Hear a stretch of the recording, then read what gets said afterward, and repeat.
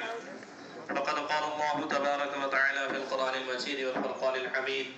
فأعوذ بالله السميع العليم من الشيطان الرجيم بسم الله الرحمن الرحيم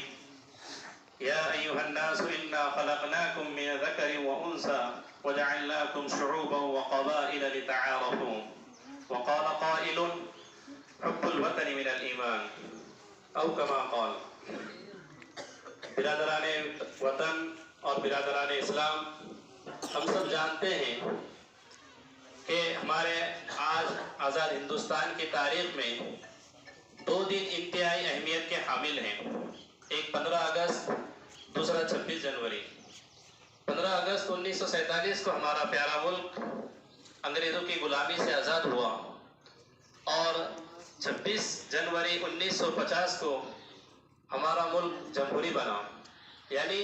اپنا ہندوستان کا قانون مرتب کرنے کے لیے 29 اگست 1947 کو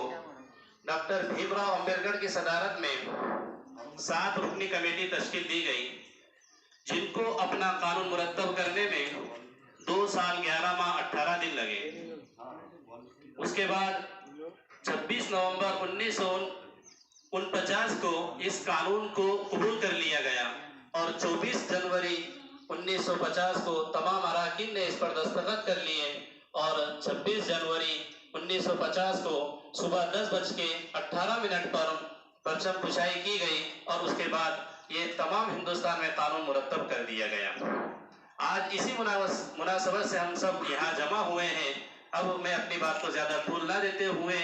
اپنے اس پروگرام کے آغاز کرنے کے لیے تلاوت کلام اللہ کے لیے دعوت دیتا ہوں امام حسین کو کہ آئے